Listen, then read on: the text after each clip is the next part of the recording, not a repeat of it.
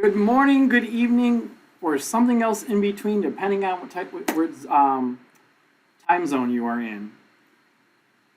Welcome to GoEngineer webinar for 2D to 3D transitioning to another dimension inside of SOLIDWORKS. My name is James Ortiz. I have been a SOLIDWORKS user since 1997, and currently right now I am the lead trainer in the Great Lakes region out of our Auburn Hills, Michigan office, and I have been training SOLIDWORKS since 2000. So I've been around the block a couple of times. To give you guys a little bit of background about myself, my very first paycheck in this world was, or in this industry, was knowing how to use one of these, a mechanical pencil. So my very first paycheck was actually drawing on the board 2D. So I understood what it meant to draw a line. When you drew a line, you had to draw a line and you had to twist your pencil, so this way you kept your lead nice and sharp and to a consistent thickness. I also knew what it was to use straight edges and triangles and compasses and protractors and all other kind of fun tools to start building drawings. Then I transferred over to the 2D world. The company that I was with at the time went from 2D drafting tables to 2D AutoCAD. So I've actually spent several years in 2D AutoCAD, and then I came aboard here back in the year 1997, and I've been using SOLIDWORKS ever since, which means that every single day of my career since 1997, I have been utilizing SOLIDWORKS in some way, shape, or form.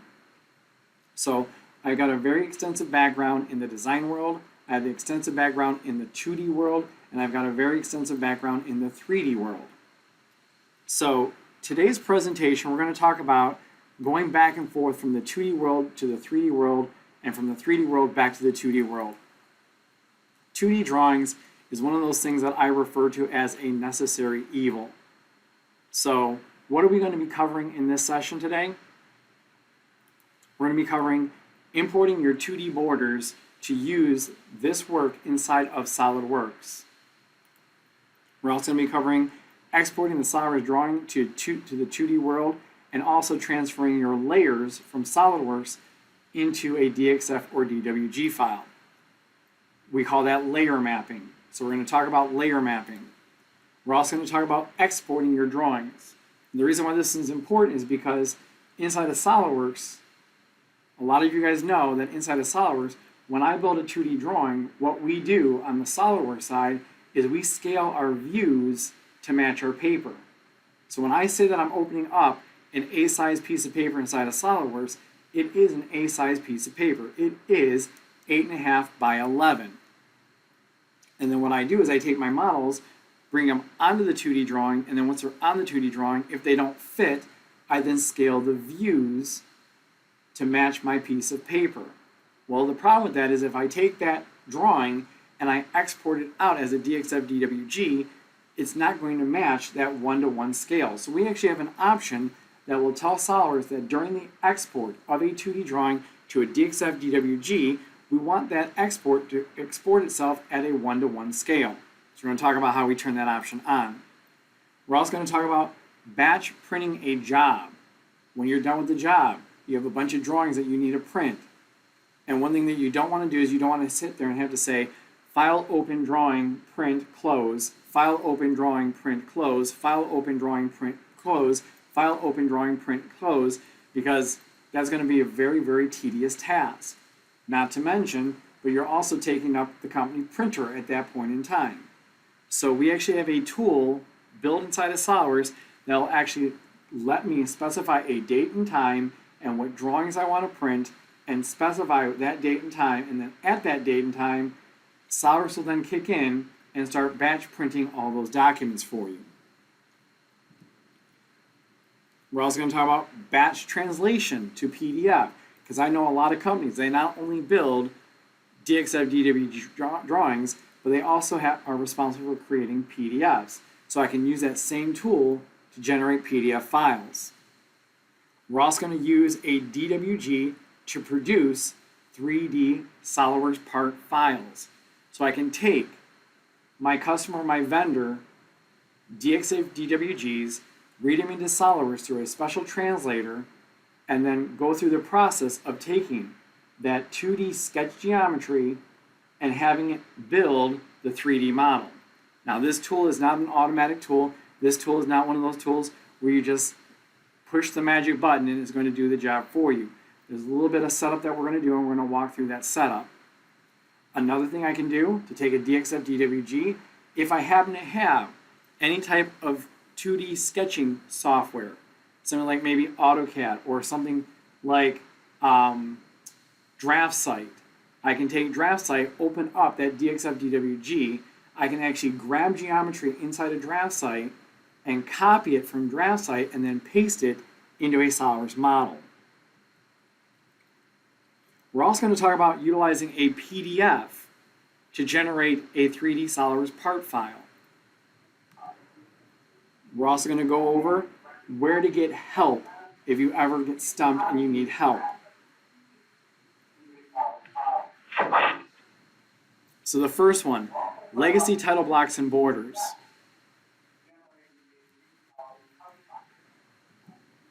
So the reason why this is important is because, especially if you're transitioning from a 2D CAD system to SOLIDWORKS, well, you've got a lot of legacy data in your 2D world.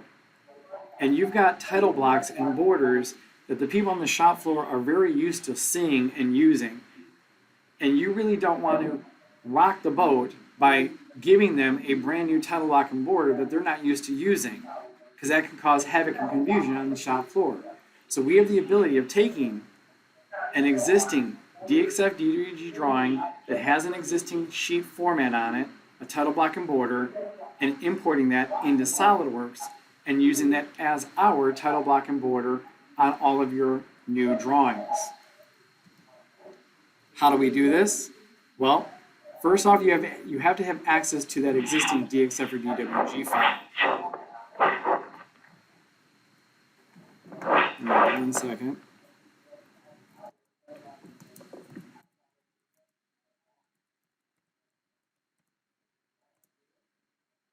So first you have to have access to that DXF or DWG. Then what you do is that inside of SOLIDWORKS, we go through our open command. And by going through the open command, this is going to put us through a special DXF DWG importing tool. And then via that tool, I can then tell SOLIDWORKS what I want to do for that DXF data. Okay, so let's take a look at this one.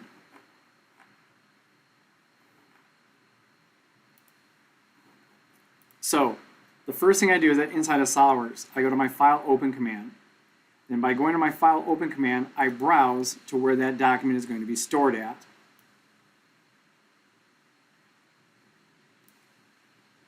And I simply open it up as a DXF or DWG. This will then start the process of importing people. So what I'm going to do here is, during the import, I get to tell it what I want to do with this DXF or DWG. Right here I can say create a new SOLIDWORKS drawing, or I can say import to a new part. We're going to talk about that one much later. So here I'm going to say create a new SOLIDWORKS drawing, convert to SOLIDWORKS entities, and I simply say next. By saying next, I now get a page that I get to specify what I want to happen with the different layers. You will notice that as I bring this thing in as a DXF DWG, it does show up with all the layers inside of the existing document. So what I'm going to do here is I can say show all layers, all selected layers will come in to the sheet. I can also say select or layer selected for the drawing sheet or layer selected for the sheet format. I want to say layer selected for the sheet format. Now inside of SOLIDWORKS, for lack of a better term, we have two layers inside of the SOLIDWORKS drawing.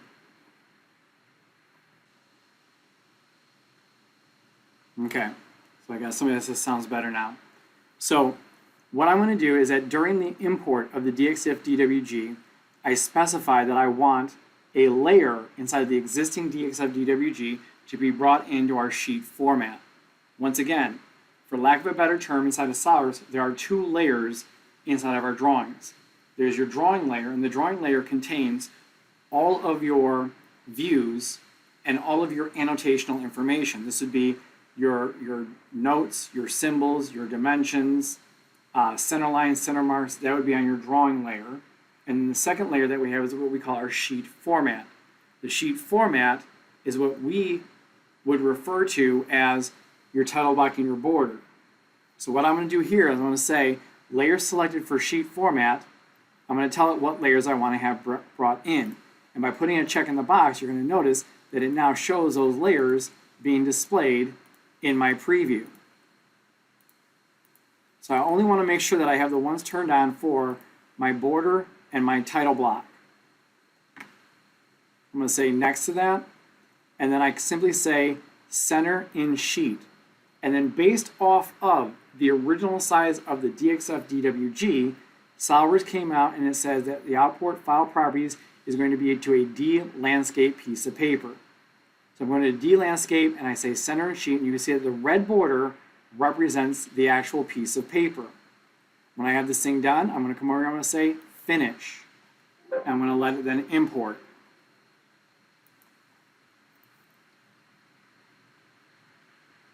Okay, so once it's done importing, I can now take a look at the sheet format.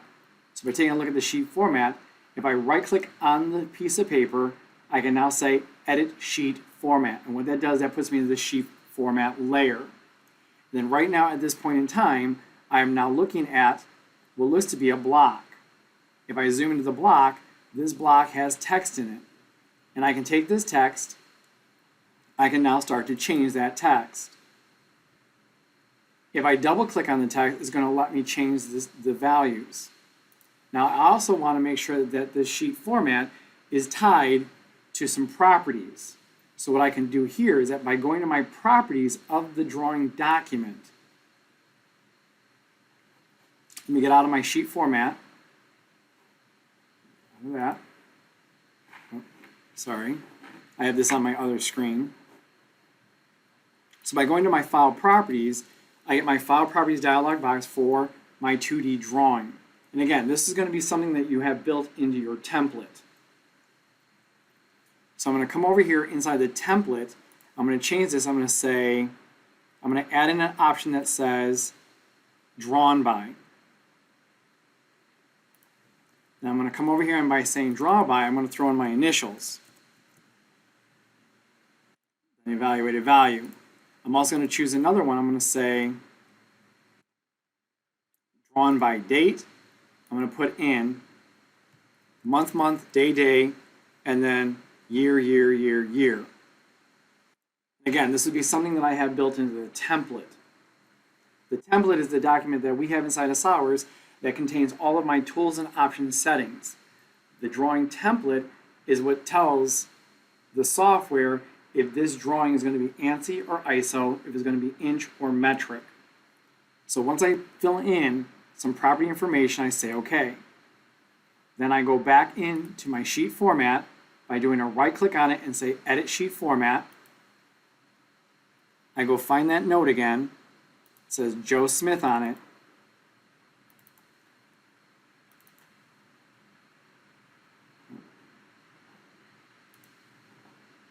Edit the sheet format. Sorry about that. I'm going to go back, Joe Smith. I'm going to double click on that. And then what I can do is I can now add a hyperlink to this note. To add a hyperlink to the note, I highlight the name Joe Smith because that's just text. I want to have a hyperlink. So over here inside of the note dialog box, I see my link to properties option. And by going to link to properties, I'm going to get another dialog box. And this dialog box is called link to properties, and I get two options on where I can have this link go to. I have current document or model found here. Model found here, this would be the very first part or assembly that I drop into the piece of paper. Well, this note is specific for drawn by. So I'm going to say current document, and then the property that I want to grab is I want to grab my drawn by property. So by saying drawn by, I'm going to say OK to that. it has the link, and I simply hit the green check to apply, you can now see that it says my 3-digit initial. For the date, I'm going to come over here, double click on the date, and once again, go back to my link to properties, current document. I'm going to say for my property name, I want to grab drawn date. You can see that it says MMDDYYYY, and I simply say OK to that. And again, green check to apply, and I now see that I've got my note. So the whole point of doing this is that when you create your sheet format and you bring it into a new drawing, and then your user, who's ever building the drawing, their responsibility is to go over to File Properties and then fill in this information. So fill in this information, I'm going to type in 06, let's see, 24/24/2021. In the next window, say OK, and that's going to automatically amend that note inside the title block. You would do this for all the notes inside of your title block. So you create properties at either the drawing level or the model or the assembly level, and you can now take those properties and link those properties to notes inside the title block. Once you have those notes linked inside the title block, I'm going to get out of my Edit Sheet Format command. And once I get the title block and the border set up exactly as the way that I would desire, I now need to save the sheet format. So to save the sheet format, I'm going to go to File, Save Sheet Format, and it's going to give me the ability of saving this thing as an SLD DRT. The SLD DRT, that is the extension that we use for our sheet formats.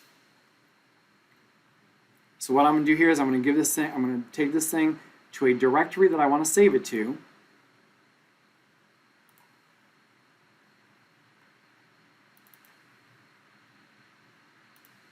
I'm going to create a new folder.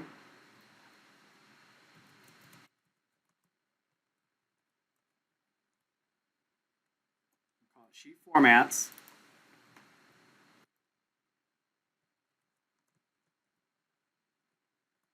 This one D-size, I'm going to hit save. So now that that's saved, I can now close off the document, and I would prefer that you guys would save this thing just in case you need to alter it later, but for this example I'm going to say don't save. So what does that do for me? What that does for me is this. So the next time that you have a user that needs to create a D-size drawing using that sheet format, your company sheet format, I can now say File New, grab a drawing template, and then right over here, I can now browse for that drawing template. Say Browse.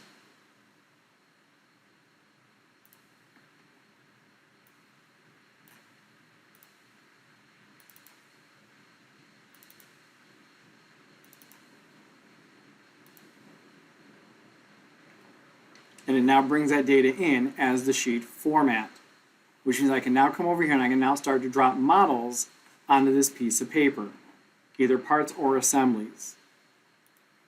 And again, when the user is ready, they say File Properties, they come over here,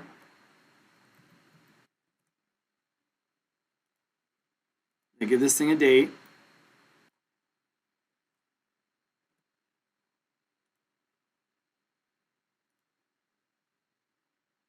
when I zoom in, you can now see that we have our new text. And that would be taking an existing title block and border and saving that title block and border as a new sheet format inside of SOLIDWORKS. So you can use your legacy information from your old CAD system here still inside of SOLIDWORKS. You just need to set it up first.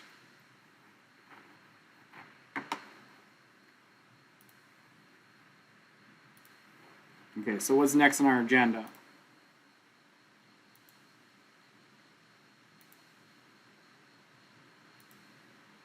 Layer mapping. Okay, layer mapping, this is an option that you need to turn on.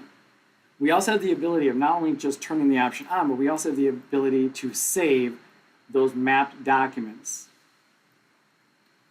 Okay, so how do we do this one? You go back into SOLIDWORKS. Let me close off this document for you. Okay, so the first thing we do is we have to turn it on. And the way that we turn it on is you have to have an existing document open.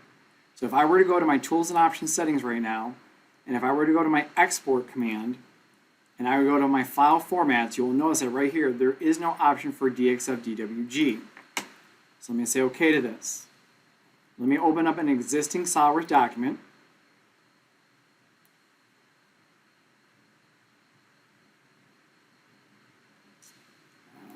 Let's see. Right there. I'm going to open up my bracket.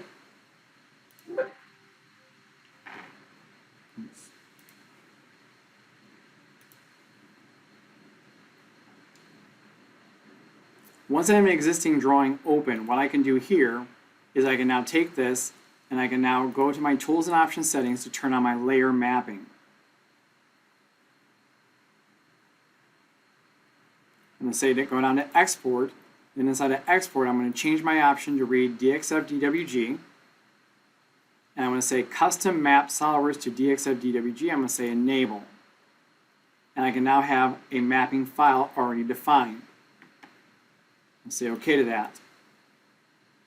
So once I have the SOLIDWORKS drawing already set up and my customer is requesting that I send them a DXF-DWG, and they're saying that they want me to specify specific geometry on the specific layers. Now on the SOLIDWORKS side, we do have the ability of building layers inside of SOLIDWORKS. As a matter of fact, I just completed a drawing class, and in the drawing class we dove deep into building layers and using layers inside of SOLIDWORKS. The one catch though is that when I build a layer inside of SOLIDWORKS, I build a layer just like you do in any other CAD system, where I simply come over here and I say add a new layer, I give the layer a name, I tell it that I want to see it, I want it printable, I give it a color, I tell it the style, and the thickness of the line geometry. Now, the drawback to this on the SOLIDWORKS side is that in other CAD systems, I can grab hidden edges of my model and have those hidden edges placed on a layer, giving me the opportunity of turning that layer on and off at whim. Inside of SOLIDWORKS, for layers, I can put my part on a layer, but it's all or nothing. So I'm not allowed to pick and choose hidden edges of my model to go on a layer, and all of my solid edges of a model go on a different layer. So it's all or nothing. This is true until I get to the export. Once I get to the export, I can then build that hidden layer and put this onto a hidden layer. So all my hidden edges can go to a hidden layer. I'm going to say OK to this dialog box. So to do that, for my layer mapping, I simply go to my File Save As command.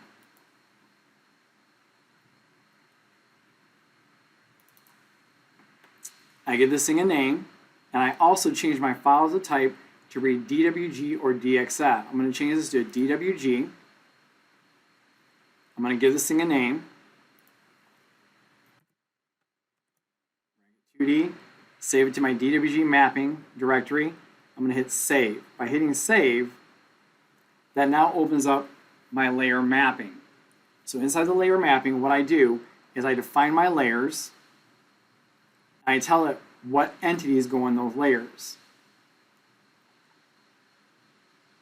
So here I have a notes layer, and here I created a note, so I can hit this drop down, and any layer that I have as a defined layer, I can now specify that layer, and I can now tell SOLIDWORKS what I want on it. I want the color of this layer, or any item that falls under a note. I want that to follow by layer, which would be the black. And then right here, the line style, I want to follow the line style by layer, and I get to tell it what entity I want inside of SOLIDWORKS to be placed on that layer. So once again, if I scroll down, you can see all the entities that we have inside of SOLIDWORKS as a SOLIDWORKS entity that can now be placed on any layer that I decide. I'm going to leave that as notes. Now, after I set this all up, if this is going to be my company standard or my customer standard, and I know that every single time that I deal with my particular customers, they want these layers this way, What I can now do is I can now come over here and say Save Map File. By hitting the Save Map File, I can now browse,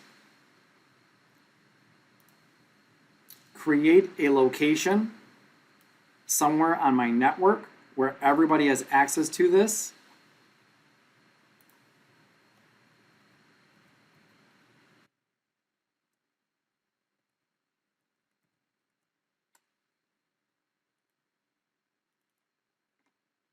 And then give it a name.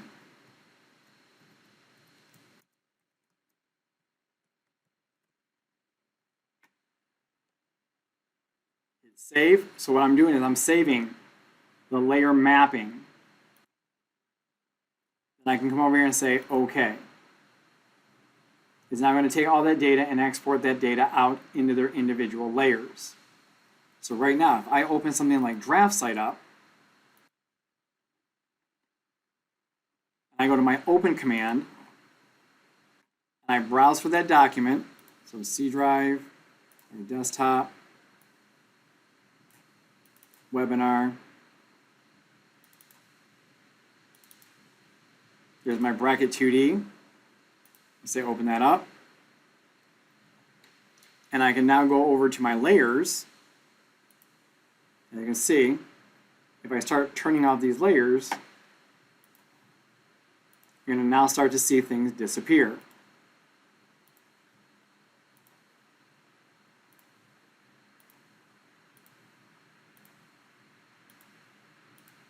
If I turn them back on, you're going to see them reappear.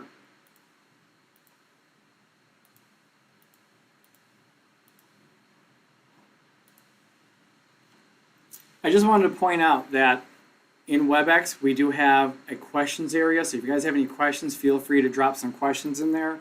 And if I cannot get to the question in this session, we use GoToWebinar to export a report to us, and it's going to give us a list of all the questions. So if I cannot get to your question today, I will do a follow-up with you probably sometime later next week or sometime tomorrow.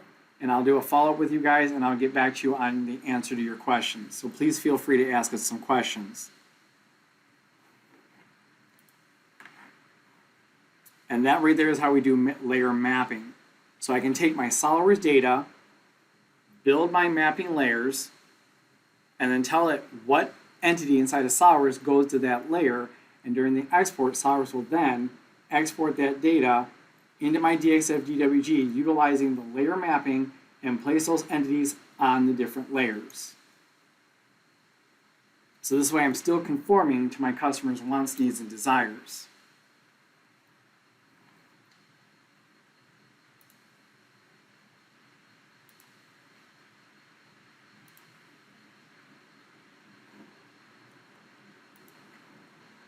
Again, my layer mapping. So once again, the most important thing about this is the first thing I have to do is I have to define my layers, define my colors, define my line styles, and I can then come over here and start mapping my entities from SOLIDWORKS to those layers.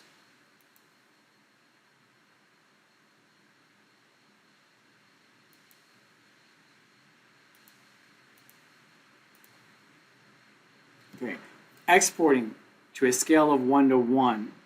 Now the reason why this one's really important is because in traditional CAD systems that are 2D CAD systems usually demand that when you build a drawing in a 2D CAD system, they typically want you to draw your views at a 1-to-1 scale. However, inside of SOLIDWORKS it's a little bit different, because inside of SOLIDWORKS, what we do is we build all of our models and our assemblies at a 1-to-1 scale. And when we get to the 2D drawing, that is when we apply scale to the 2D drawing. But when I take that 2D drawing, if there's scale to it, and I export it out without turning on this option, it's going to show up as the DXF-DWG at whatever scale I had it inside of SOLIDWORKS, which could cause havoc later on down the stream if somebody opens up that DXF-DWG not understanding that they got it from a SOLIDWORKS file. So how do I ensure that my DXF-DWG is always exported at a 1-to-1 scale? Once again, it's my tools and options. So you open up an existing drawing, you go into tools and options, you go to export, And then right here, we were talking about enabling your custom mapping. Right below that, we have our scale output 1:1, and we just say enable. Okay, once again, really easy to do. With a drawing open, you go to Tools and Options. You go down to the Export command. You change your setting to read DXF DWG, and then right here we have one that says Scale Output 1:1 Enabled. You simply say OK. So now when I go to export this thing,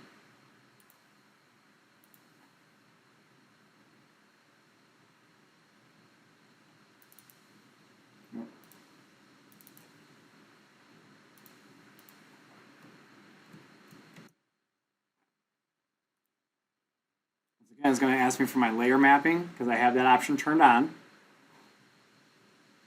And there you go.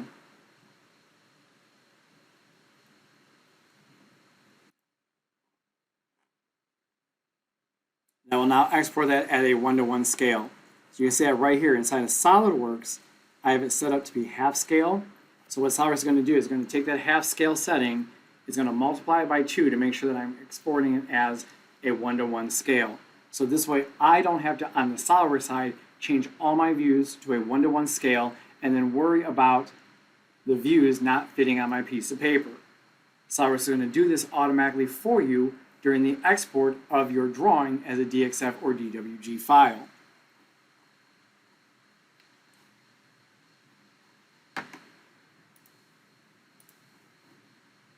Okay, what about batch printing? A lot of times you're going to have to, when a job is done, you're going to have to print a lot of your SOLIDWORKS documents. So you're going to have to print a lot of your SOLIDWORKS documents, and that means that you're going to be eating up the printer. Well, wouldn't it be nice if I can print all these documents at, let's say, 6 o'clock in the evening on a Friday? But wait a second, whoa, hold on. I don't want to stay here at work until 6 o'clock on a Friday to print so I don't eat up the printer. Well, we can actually set up a task to do this. Now, this is what we call our task scheduler. Now, just so you guys know, the task scheduler, you must have SOLIDWORKS Professional or SOLIDWORKS Premium in order to use the task scheduler.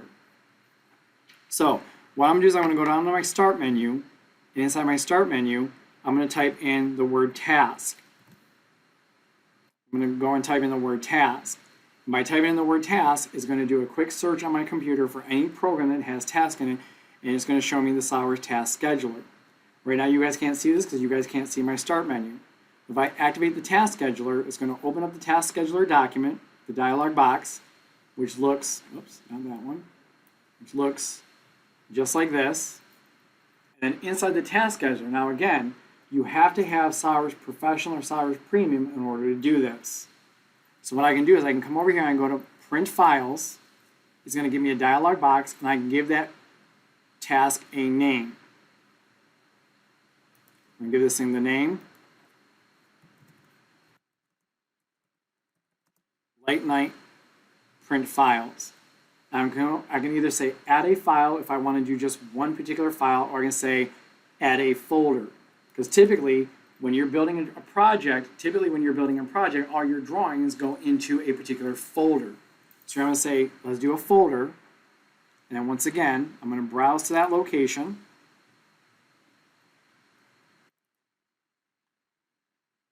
Where I've got all those drawings at. I'm going to say the batch print. I'm going to say select the folder. Then inside the selected folder, I can then specify what files I actually want to print. I can either print SOLIDWORKS part files, SOLIDWORKS assembly files, or SOLIDWORKS drawing files, or I can say print them all. I'm going to say select drawing files. Then what I can do is that right here, I can then specify a time. So I'm going to say 5:39. I'm going to specify the date on the 25th, so that'd be Friday. Then I can come over here and I can say Options. I can control what printer I send it to. I can set up printer properties, page setups, just like you would do in your normal print routine. I'm going to say OK to that. I'm going to come over here, I'm going to say Finish.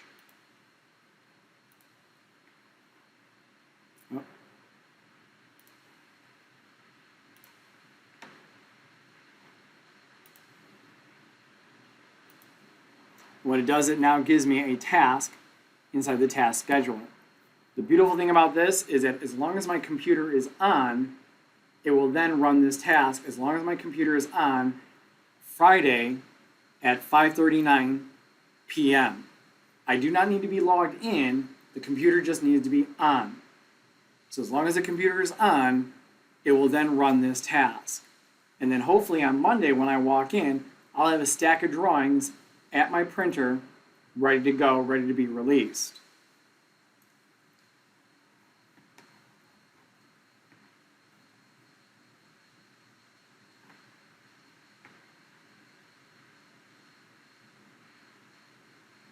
But when I went to go do this a second time, it actually, I forgot to change the date and time. So what's going on right now is that SOLIDWORKS is kicked in, and SOLIDWORKS is actually going through and printing these documents right now. And once it's done, it says the task has been completed. So again, I did not change the date or time the second time I went to go do this, and it says that I have 0 out of 5 documents that were created, that were printed.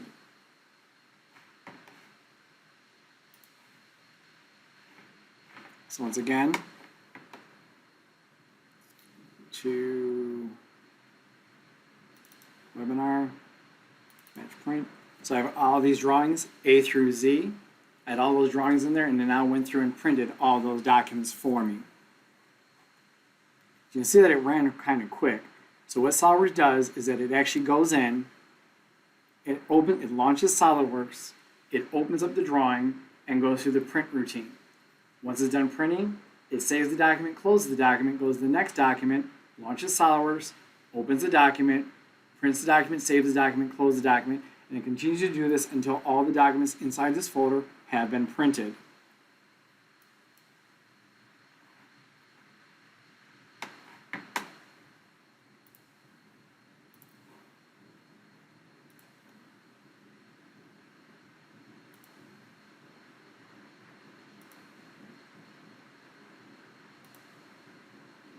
Once again, you go to Print Files. It's going to open up the dialog box. You specify the date and time. So the next thing we're going to talk to is how do I take an existing DXF DWG and read it into SOLIDWORKS so it will then give me a 3D part file. Okay. Just as a quick side note, because I already have the task scheduler open, right here I can also come over and say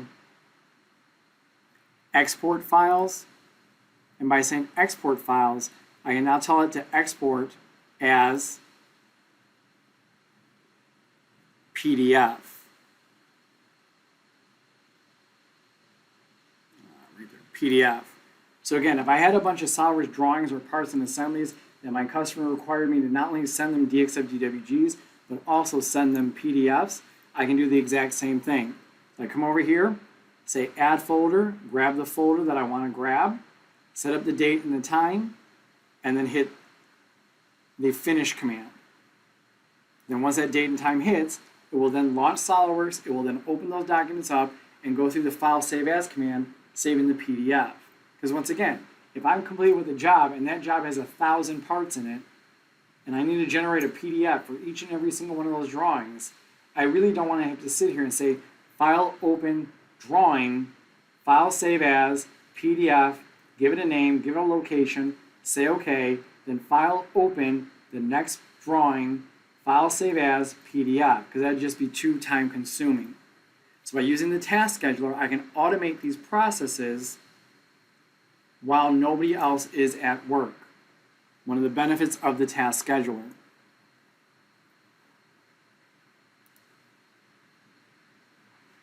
Okay, but what about taking an existing DXF DWG and turning it into a SOLIDWORKS model? So how do we go about that one? I'm going to go back to SOLIDWORKS. I'm going to say File Open.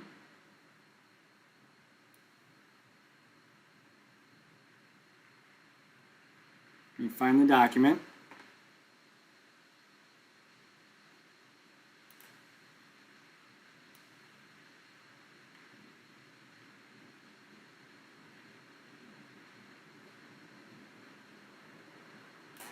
go.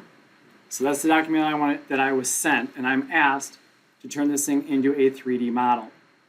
Now, this technique that I'm about to show you works really, really well if you've got some pretty prismatic geometry. Sometimes you need to ask yourself, is it going to be easier to do what I'm about to do, or is it going to be easier just to print the document, keep it at my desk, and then me manually go through and build the drawing or build the model based off the 2D drawing that I printed. So we're going to take this information, we're going to build this thing as a SOLIDWORKS part file. So here what I'm going to do is I'm going to say, I don't want to say create new SOLIDWORKS drawing, I'm going to say import to a new part. I'm going to say import into a 2D sketch, I'm going to say import as reference off. Because I don't want to build this as a reference, I want to build this as an active sketch. Once I turn that off, I'm going to say next. It's going to show me a preview of the drawing. And again, if I had layers set up inside the original 2D drawing, the 2D DXF DWG, I can then specify what layers I actually want to bring in. You're going to notice that right here there's only the 0 layer. So it's going to bring everything that I see on my screen in. I say next. I'm going to say merge points closer than, and then I type in my value. Because as you know, when I'm building inside of a 2D drawing, inside of a 2D CAD system, they don't have the powerful tools that you have inside of 2D sketching inside of SOLIDWORKS. They don't have the types of relationships that we have built into our software when I'm building a 2D sketch for a 3D model. Things like making things coincident, making them tangent, making them collinear. They don't have those same tools in a 2D CAD system.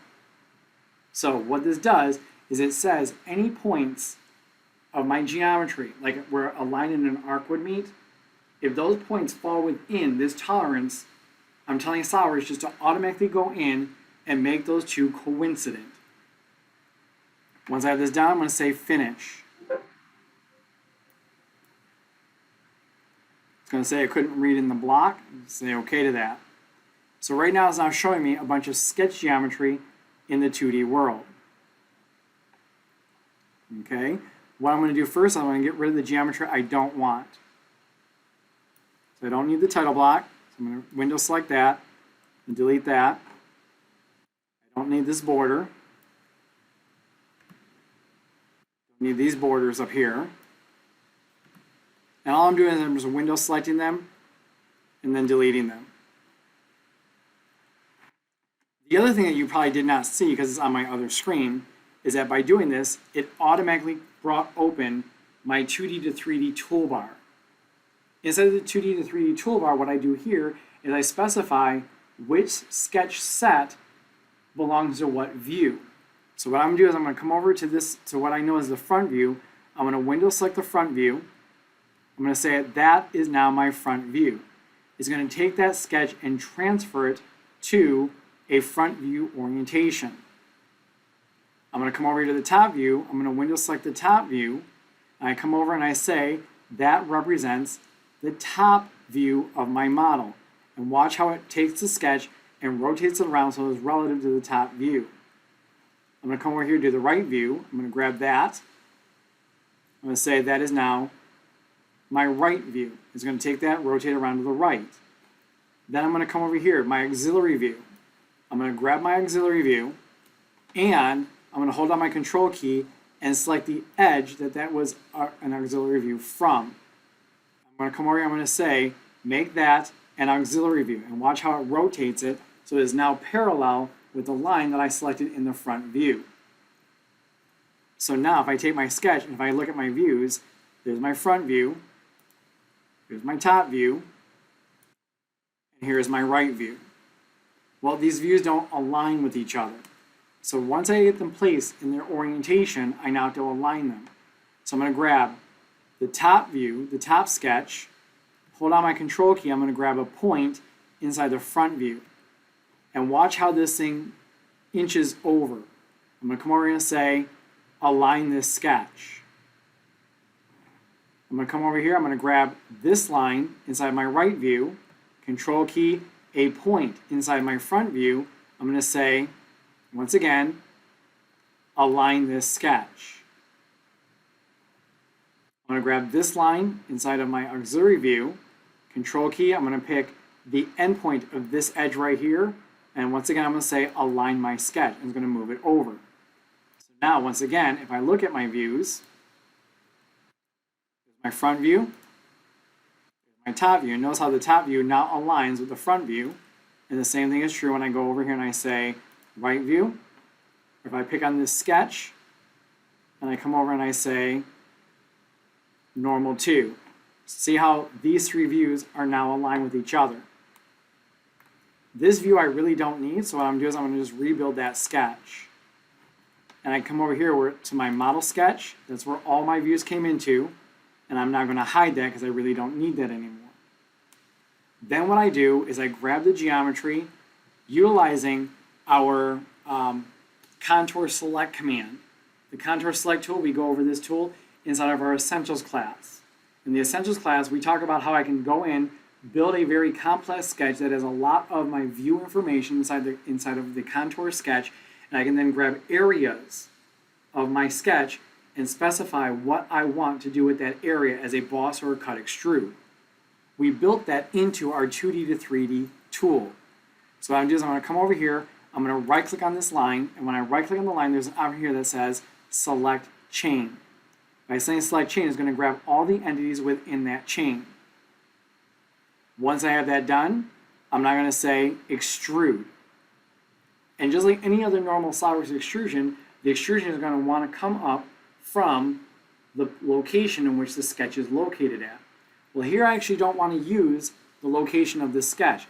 I want to use the location of my front view. So what I can do is that right here inside the dialog box for my boss extrude, it says boss extrude from. It says from the sketch plane. The sketch plane is the plane that this was sketched on.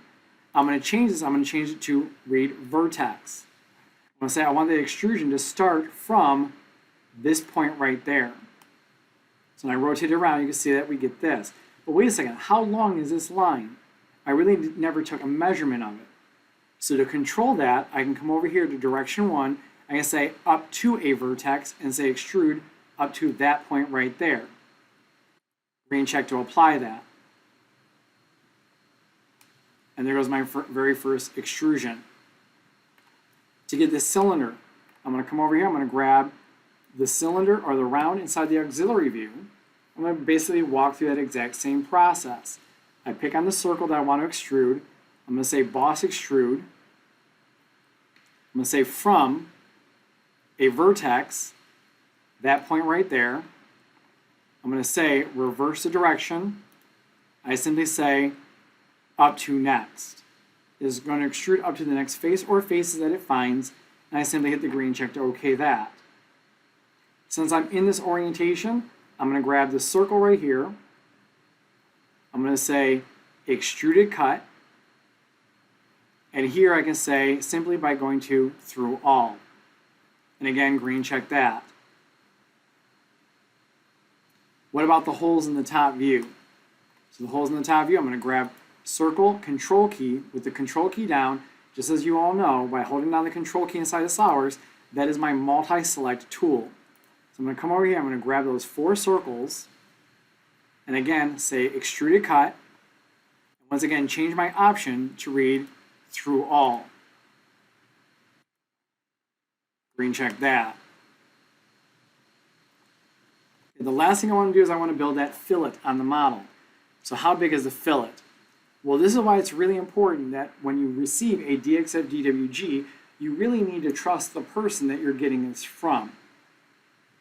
In order to do this tool, you really need to trust the person that is getting it from, and that the person is an ace when it comes to building this geometry in a 2D CAD world. Well, the reason why this is really important, a long time ago I was doing a training class, and I had these 2 older gentlemen in my class. These 2 older gentlemen were engineers that were retired, and they were starting their own business. And this was the same year that we came out with this functionality.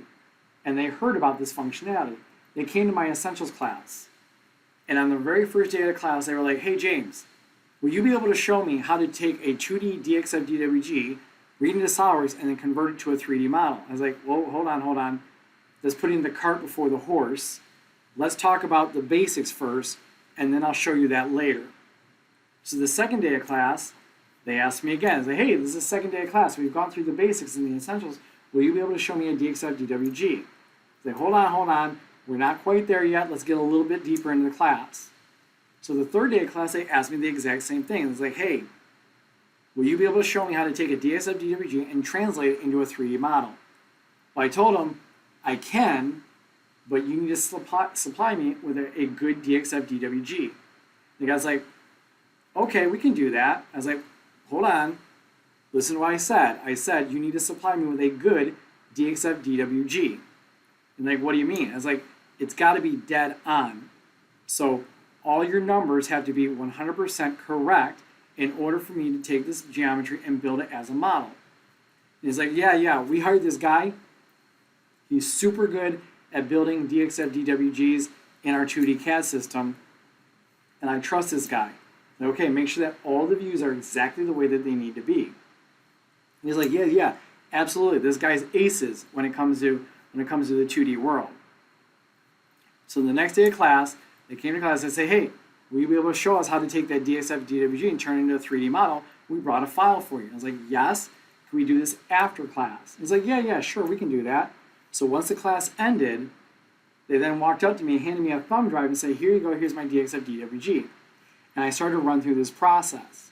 And I built the front view, I built the top view, I built the right view. And as I started to build this, I then looked at it and was like, okay, I can't go any further. And they're like, okay, so we stumped James. I was like, no, you didn't stump me. I've got a problem with the DXF DWG. He's like, what are you talking about? I was like, look, and I showed him the front view, and I showed him the right view, showed him the front view, showed him the right view, showed him the front view, showed him the right view again. And what I pointed out is that the right view was actually slightly smaller than the front view. And the right view and the front view did not line up properly. And the one of the gentlemen goes, that's a problem. And his partner looked at him and said, why is that a problem? And he goes, because these views don't line up, so what are they building on the shop floor? And then his partner goes, what are you talking about? He's like, I know for a fact that this drawing is on the shop floor right now being manufactured. And this was one of my selling points on why 3D modeling is so important. Because with the 3D model, once I build the 3D model, building the 2D drawing inside of SOLIDWORKS is going to be 100% accurate because it's based off of the 3D model that I see on my print. So in order to do this operation, you have to make sure that you have a good 2D drawing and all your views match up. So I need to build a fillet. So what I'm going to do is I'm going to come over here, I'm going to simply pick on the fillet. I'm going to pick on the edge that represents a fillet. You're going to notice that right down here at the very bottom of my screen, inside of my status bar down here at the bottom, it says that the radius is a radius of 10 millimeters. So now that I know that my radius is 10 millimeters, I can now go over to my fillet command, activate my fillet tool, type in a value of 10 millimeters, come over here, pick on the edge, we see the fillet, I hit the green check, and there goes my model.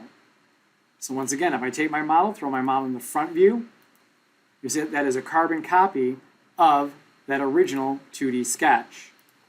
If I throw this thing into a top view, you notice how that top view lines up perfectly with my 3D model. If I grab the right view, notice how the right view, once again, matches perfectly with my 3D model.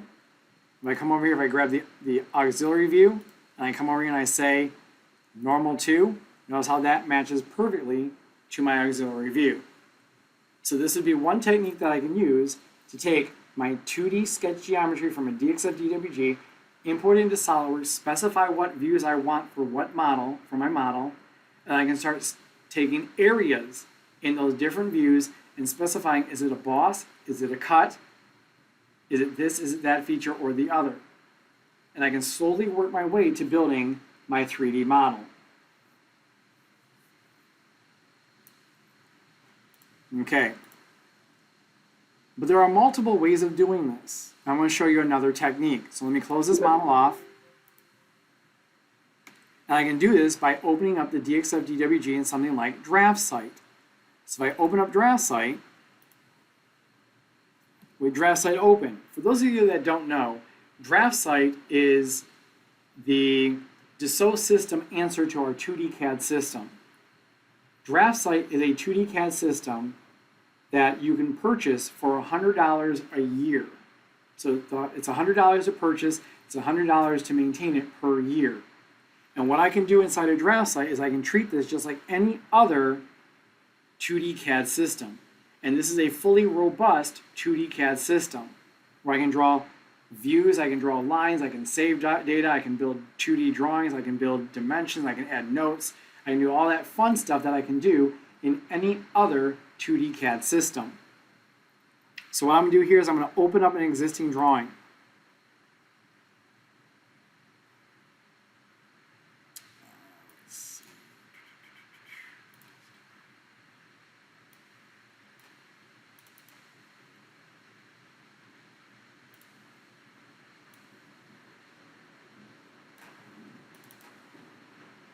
Okay, I'm going to grab that, open that up. Okay, so after I open this thing up inside of DraftSight, what I want to do is I want to recreate this model. So what I'm going to do here inside of DraftSight is I'm going to window select a view. After I window select the view, I simply do Control-C to copy this. After I copy this, I'm going to go back over to my SOLIDWORKS. I'm going to open up a brand new part. After I open a brand new part, I'm going to go over to my front plane and start a brand new sketch. The plane that you choose is your choice based off of your view orientation of the model. I'm going to come over here, I want to pick a location inside of my 2D drawing, or my 2D sketch inside of my 3D model. And I simply do a Control-V to paste. By doing the Control-V to paste, I now get my view over here. So why did it come in way over here? Well, the reason it came over here is because the point that I picked is the 0, 0 location inside of DraftSight. So inside of DraftSight, my 0, 0 location is always the bottom left corner of the 2D drawing. So the bottom left corner is always my 0, 0. So the distance from here to here is now being mimicked inside of SOLIDWORKS. But as you know, as a good SOLIDWORKS designer, I should not have that sketch out in space. I should have that sketch somehow related to the origin. So I'm going to add an entity to that sketch. I'm going to grab my point command. I'm going to go to where the line and the center line meet. I'm going to drop a point in that sketch. I'm going to get out of my point command, and then what I'm going to do is I'm going to window select this sketch, geometry, and right here we have a command called Move Entities. So here are all the entities that I want to move. I'm going to be moving this from either I can do an XY position where I can type in an XY variable, or I'm going to say from to. I'm going to say from the sketch point, which is going to be the point that I just dropped, and as now if I move my mouse, you can see how it now moves with me. And I can now say I want that point to move from there to the origin. And there goes my sketch. So this is going to be a rounded part. So just like any other normal SOLIDWORKS sketch, I need to clean this thing up because I'm going to plan to use this sketch as a revolved feature. So I'm going to go to my sketching tools, I'm going to go to my trim command, I'm going to trim away the geometry that I don't need. I only need one side, I don't need both.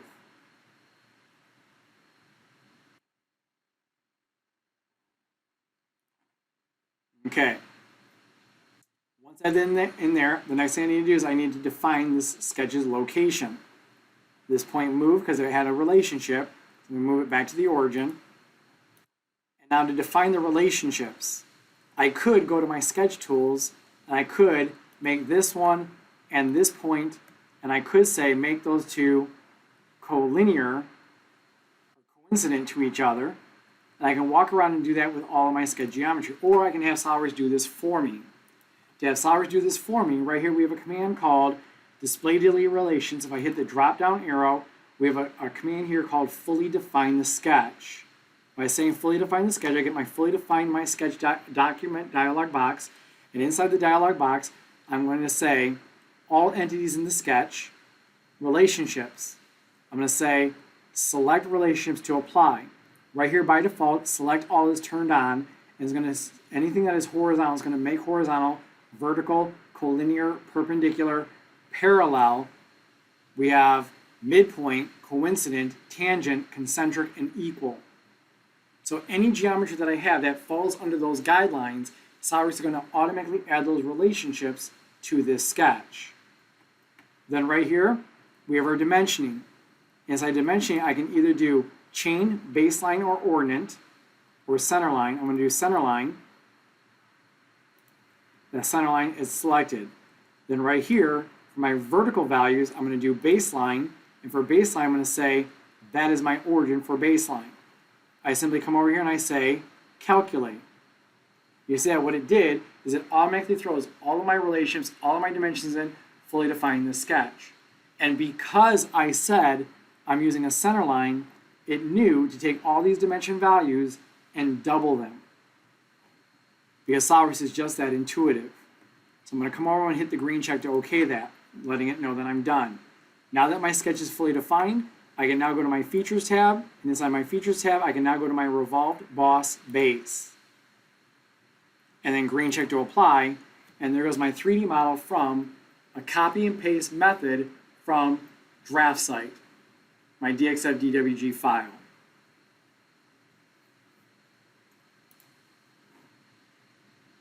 And again, I would then save this model and add all of my property information.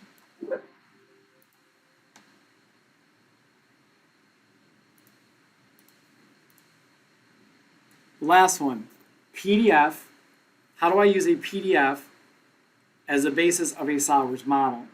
We get a lot of customers, and I get a lot of customers in my class that say, yeah, I'm getting a PDF from my customer, from my client, and they want me to build a model from it.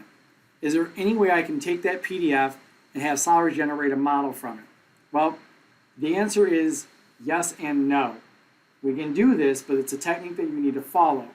And it isn't as simple as the DXF DWG 2D to 3D operation that we showed you with that base part. There's a little bit of work that I have to do. So the first thing I do is I have to take the PDF file and I have to save it as some kind of picture file. So you want to take the PDF, go through a save as operation, and you want to save it as a picture file. Either a bitmap or a GIF or a JPEG or a TIFF or a WMF or a PNG or a PSD file.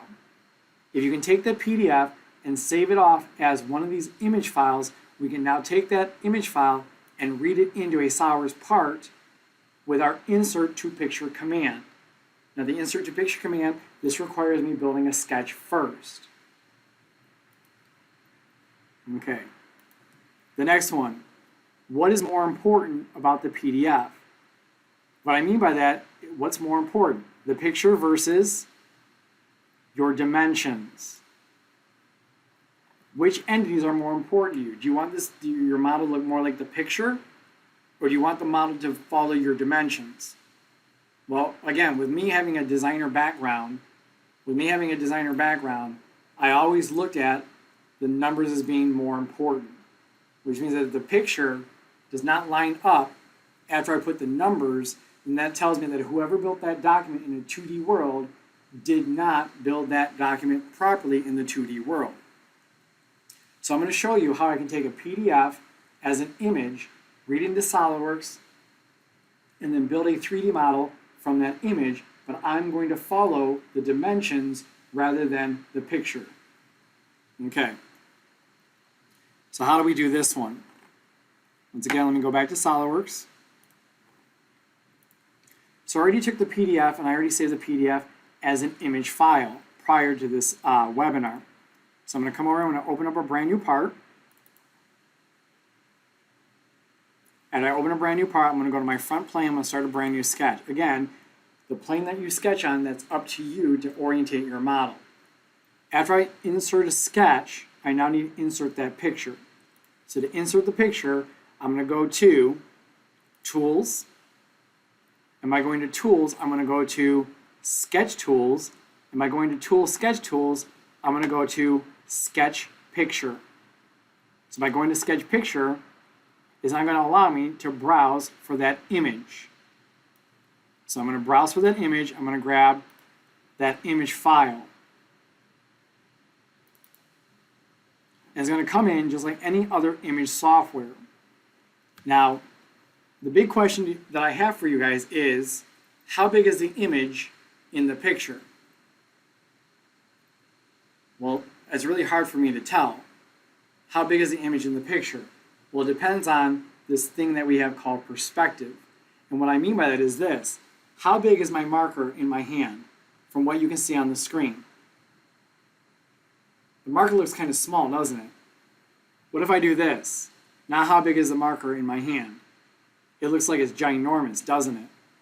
So we need to have some kind of reference inside the 2D drawing or inside the image in order for you to do this. And the reason why I say image, because I've also seen people do this with a digital camera. They take a digital camera and they take a bunch of pictures of a model with a digital camera and they bring it in using this technique to build their model. But again, how big is the model in the picture? Well, it depends. Was the camera here or was the camera here when they took that picture? What I recommend is that if you're going to take a picture of a model, put in some kind of reference. Go get a little pocket scale and put a pocket scale next to the image that you're going to be taking a picture of. So this way, with the pocket scale, you can now scale the image up or down based off of that pocket scale in the image. Luckily for us, this drawing does have a bunch of dimensions on it. You can see that right here, I got this dimension of a value of 150. Going from the top of the arrow to the bottom of the arrow is 150. So how do I massage this picture to be that 150 value? What I do is that right here we have what we call our scale tool. The scale tool, there's a pink dot and there's a pink arrow. The pink dot represents your start. The pink arrow represents your end. So what I do is I take the pink dot and I move the pink dot to my starting point. And I'm going to zoom in. The closer I get, the more accurate I'm going to be. But by doing this technique, I am not going to be at all 100% accurate. So if you have a model that has to have 3-4 decimal places on it, I would not recommend doing this. I would recommend that if you had a model that you had 3-4 decimal places, you get yourself a pair of calipers or a micrometer and you take measurements of that model. Because right now what I'm doing is I'm eyeballing these sizes. Because again, where exactly is the end of that 150? Is it here or is it here? I really don't know because I'm using an image, and as you all know, an image in a software is nothing more than a bunch of granulated pixels. So I really can't tell exactly where is that 150 beginning or ending in a perfect world. So I'm going to drop that point roughly right there. I'm going to zoom out. I'm going to grab the arrow. I'm going to pick the arrow and drag it. Now as I pick and drag the arrow, I want to get this thing as close as I can to that bottom. So what I'm going to do is I'm going to use my mouse, I'm going to use my finger, I'm going to zoom in to the image while I'm still holding the mouse. I'm going to zoom in as close as I possibly can. And the tip of the arrow is going to define my distance. So I'm going to take it once again to the center of this pixel. I'm going to let go. And by letting go, it now gives me a dimension of what it is in length inside of my model from that pixel to that pixel. It says that distance is 404.09704.822 millimeters.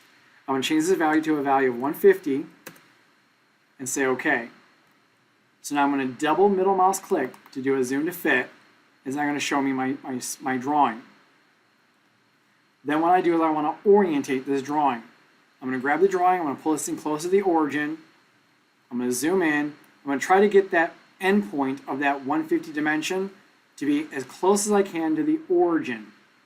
Again, this is not going to be perfect, so I'm just going to eyeball it so it gets close to that point on the origin. Once I have that done, I'm going to hit the green check to OK that. And I'm going to rebuild this sketch.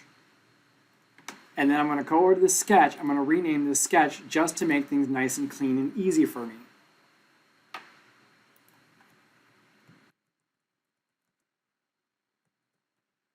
I'll call it Front Picture Sketch 1. I'm going to go to my right plane. I'm going to start a brand new sketch on my right plane. And once again, I'm going to do the exact same thing. I'm going to say Tools. I'm going to come down to where it says Sketch Tools, down to Sketch Picture. Once again, I'm going to browse for the exact same document because it's got my right view in it. And at this moment in time, it's just like the shampoo bottle says, apply, lather, rinse, repeat. So I'm going to grab that point, drag that point to that 150 value, and again, zoom in as close as I possibly can. Drop it at that point, zoom out,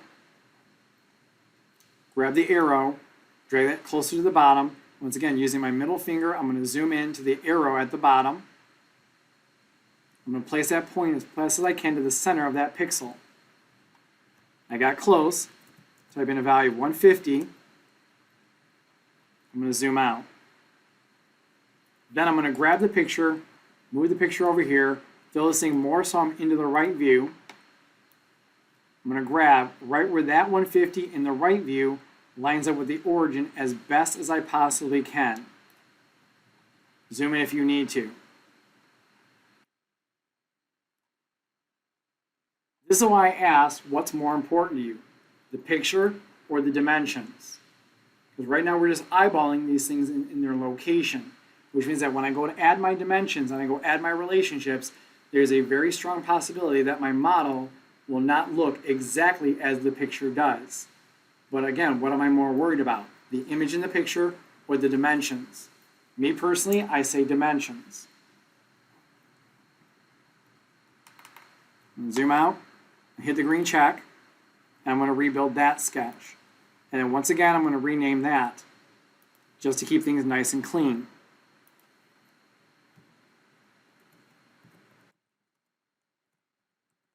Right picture, sketch 2.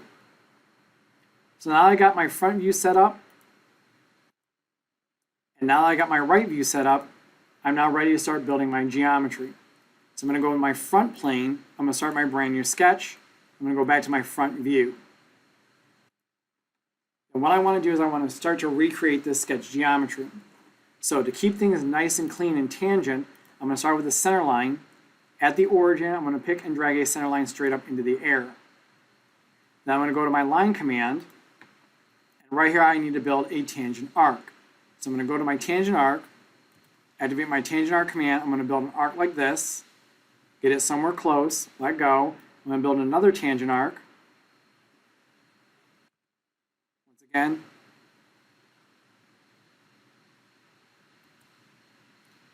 come on.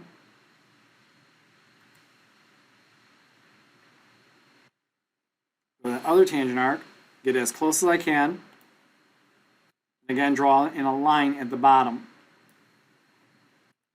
Make sure that I have the proper relationships established. I'm going to grab that point, I'm going to say make that tangent.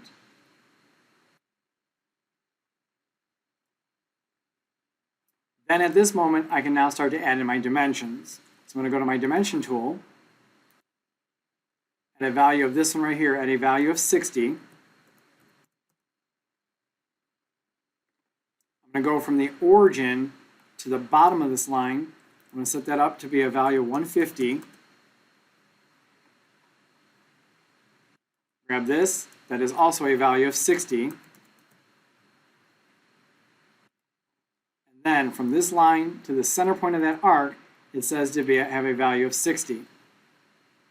That is actually going to overdefine the sketch, so SOLIDWORKS doesn't need that. So I'm going to set that to driven and say OK. Okay. So the big question is, what am I missing right now?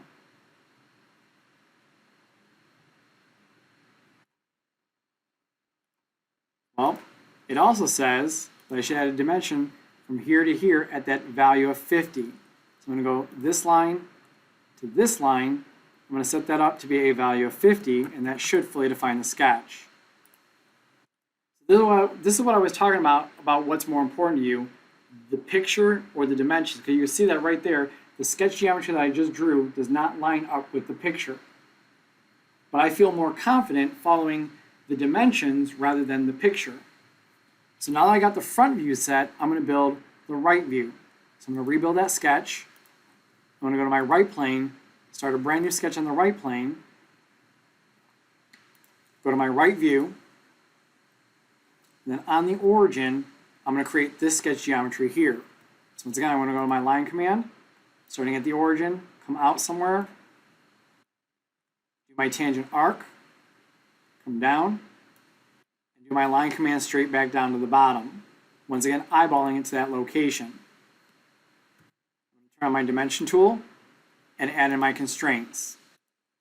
Right here is going to be 70. From this line to the origin, I want that to be 100. And then from the origin to the bottom, we want that to be 150.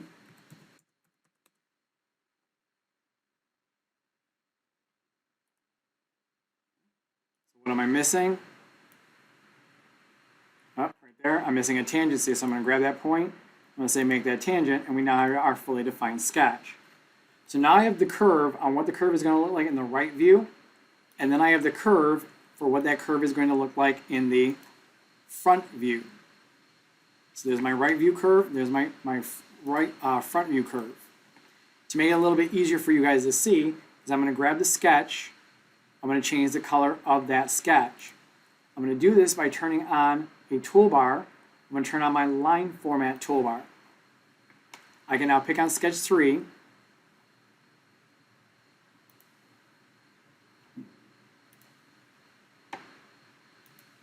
I'm going to pick on this line, these arcs. I'm going to say line color, I'm going to change that to red. You can see how that does not line up with the picture. Go to my right view, and sketch. Again, I'm going to pick on the geometry. Line color, I'm going to change that to something else. Now see how that almost lines up with the picture. Now I got the shape inside of the right view and I have the shape inside the front view. I'm now going to build that complex curve. So by doing this, I'm going to rebuild the sketch so I'm out of both. And then what I do is I go Insert, Curve, Projected. And by saying projected, what I'm going to do is I'm going to take those two sketches, I'm going to project them into each other. It's going to project them normal to the plane, and wherever that geometry intersects is going to build a new curve for me based off of their orientation. So I'm going to say sketch on sketch. I'm going to grab an entity from the front view. I'm going to grab an entity from the right view. You can see right here we get a yellow preview of that curve. We hit the green check to OK that. We now see that we get that blue curve. So the reason why I built these in two separate sketches is that now gives me the ability of taking those two pictures and turn them on and off at whim. So again, that curve, here is the image of that curve from the front view, and here's the image of that curve from the right view. You can see it looks exactly like what I sketched in the front plane and the right plane. So now that I have that done, let me turn this sketch back on. And it says that the diameter is a diameter of 60. There's my curve. I'm going to go back to the front plane, start my sketch. I'm going to go to my circle command, starting at the origin because that's where we build it at. Draw my circle. Go to my dimension tool. Dimension that at 60. I'm going to rebuild that. I'm going to go to my sweat boss base. Grab the circle, grab the curve, green check to apply. And there goes that tube. Once again, you can now see that we have the tube as represented in the right view. Come over here, let me show this picture. And we have the tube as represented in the front view. You can see that right here, it does not line up with the picture, but I am lined up with those dimensions. And that's what I'm more worried about. Okay, so to continue building, I'm going to build the triangular piece. I'll hide that picture. That picture. I'm going to pick on the face. I'm going to start a brand new sketch. I'm going to show this picture back. And I'm going to say normal 2. So what I'm going to do here is I'm going to draw in that shape as best I can get it with eyeballing it.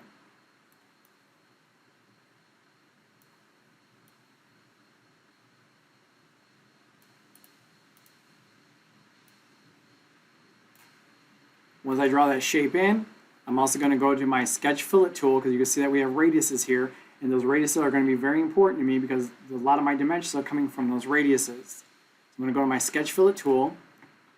It says that there should be a radius of 15. I'm going to grab that corner, and this corner, and green check to apply that. I'm going to grab this bottom line. Let me turn off my sketch fillet tool. Grab the bottom line. I'm going to say set that to be horizontal.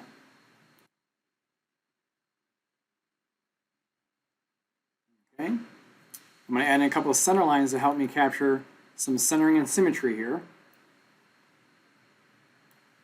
And my dimensioning, so I'm going to drop it at the origin, because again, talking to the customer told me that this triangular shape should be at the center of the tube.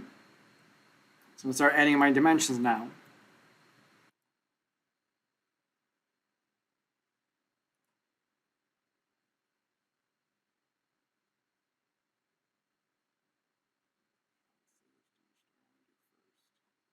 Throw this thing back into the front view. Lost my bearing. I'm going to go origin to the center of this. It'll be 25. Origin to the center of this. Set that up as being 50. Center line to the center of this. Again, it's going to be 50.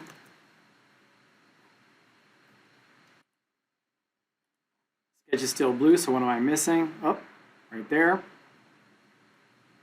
So I was told that this geometry is going to be symmetric, so I have this side defined. So I'm going to grab this line, Control key, center line, and this line. I'm going to say make those symmetric, and that's going to help me fully define that sketch.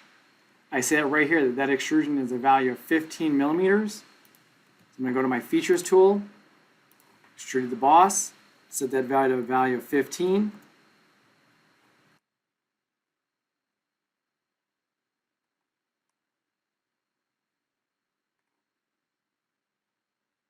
Just to be on the safe side, I'm going to come over here, I'm going to open up or show this sketch. I'm going to say reverse the direction, green check to apply.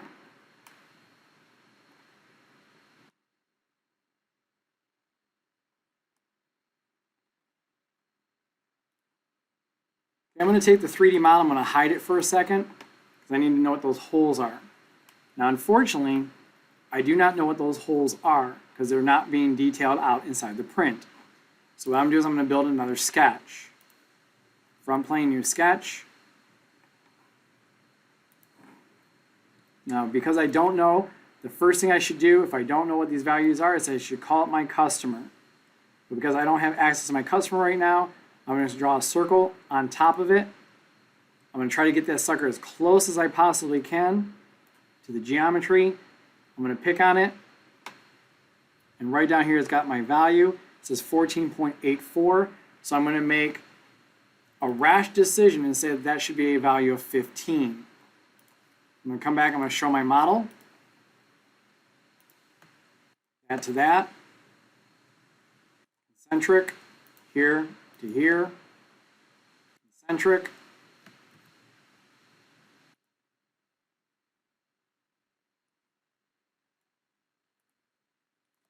I'm going to take those three. I'm going to make them equal.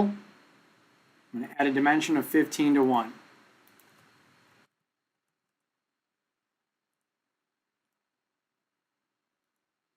If those holes had to be dead on to their diameter, I would definitely have to call my customer to ask him, hey, your drawing didn't have the dimension for those holes. What is the diameter of those holes? So right here I'm going to set the value to 15, and once again, close out my model, close out my sketch, go to my cut command,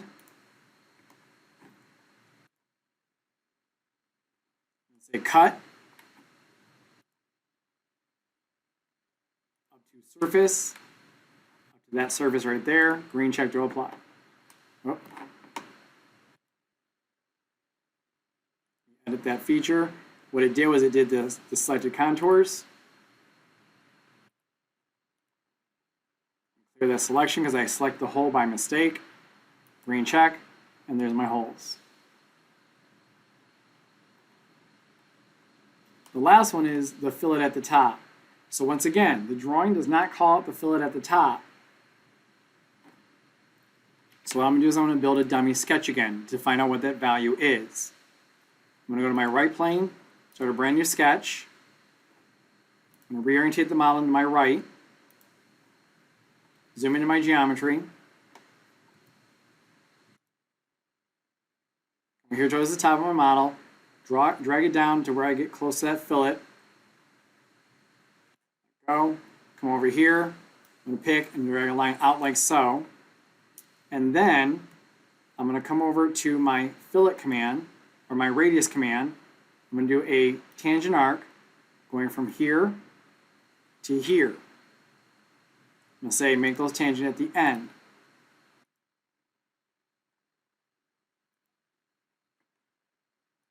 For that tangency.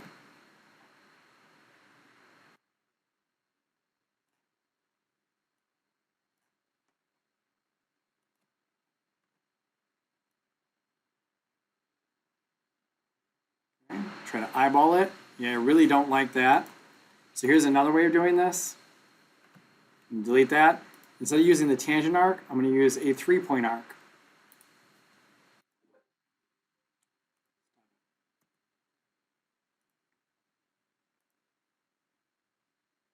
Start,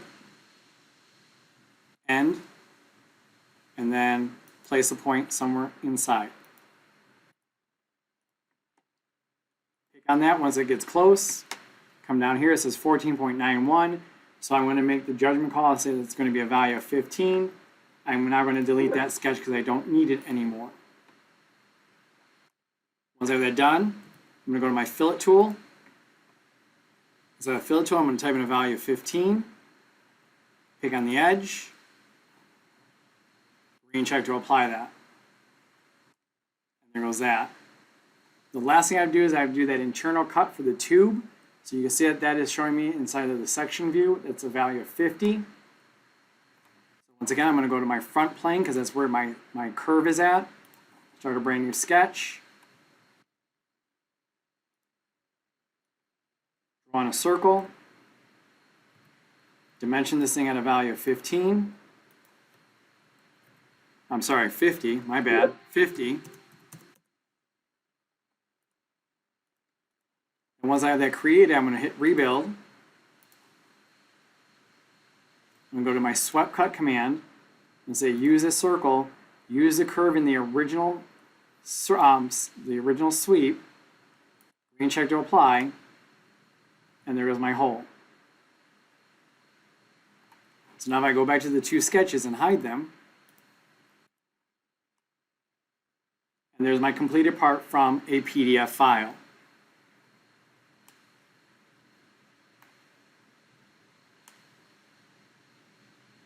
Those values that I guessed at, once again, you are not going to do this in the real world. The values that I guessed at, you're going to need to call up your customer and ask them, what are these values? Because again, you saw that in the front view, that tube did not line up with the picture. And I was using the picture as a basis of me making those guesses. So I made an educated guess of what those values would be. And as you all know, we don't design that way. We design with hard numbers. So definitely call up your customer and ask your customer, what should those numbers be? And that would be building a model from a PDF.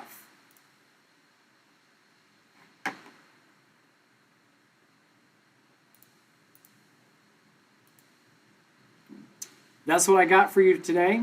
I was told that this thing was supposed to go about 45 minutes, so we went a little bit over that. Thank you for attending. Once again, my name is James Ortiz. There's my email address. So if you have any questions about what I showed you, please feel free to drop me an email and ask me questions about what I showed you. The one thing that we did not cover is how to find help. So I showed you the sketch picture tool. Well, how do I find that command? So during the seminar, you were interested about taking the PDF and translating into a SOLIDWORKS model, and you heard me say sketch picture. But where exactly do I go to find sketch picture? So what I can do is this. If I go over to my search command, inside of my search command, I can type in the word sketch. And what it does, it's going to show me all the hits that come up with the word sketch.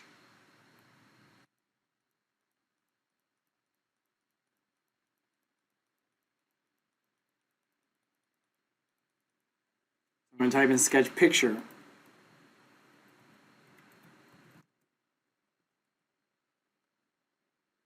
Right there we have sketch picture.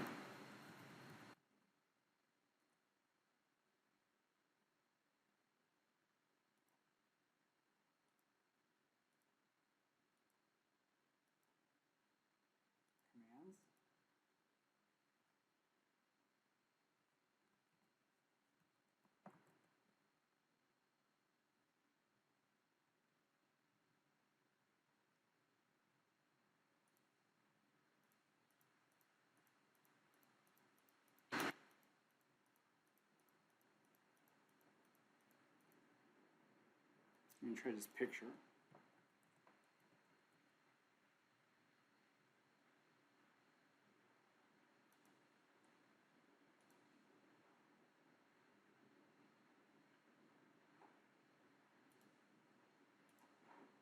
Let me start a brand new sketch and type that in again.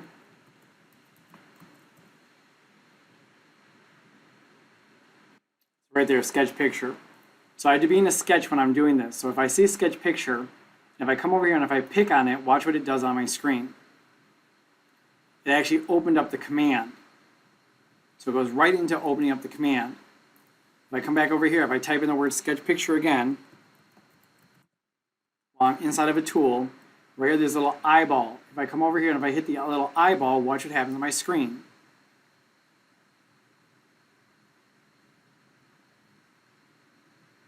It actually walks me through the steps of where the sketch picture is. So it went over to my tools command, it went down to my sketch tools command, and it went down to sketch picture to show me where the sketch picture tool was. If I'm interested in taking PDFs and I've got a lot of PDFs that I want to bring in, and I want to bring them into my 2D sketch, into my 3D model to be the basis of creating my 3D model, if I go to my sketch tool, if I come back over here, if I type in the word sketch, you see sketch picture. If I have the sketch toolbar turned on, and this is true for any toolbar, I can grab the sketch picture command, left click hold, drag it over to any toolbar and let go, and it's now going to add it to that toolbar. So if this is a command that I'm going to be interested in and I might be using a lot, I can now add it as a toolbar icon inside of any toolbar that I desire. So now if I hit sketch picture, it's going to automatically walk me through browsing for that sketch picture file.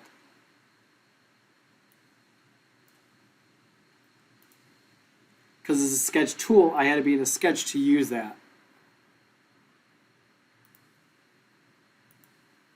Once again, thank you very much for attending. Once again, my name is James Ortiz. There's my email address. So if you have any questions whatsoever, please feel free to drop me a line and ask me questions.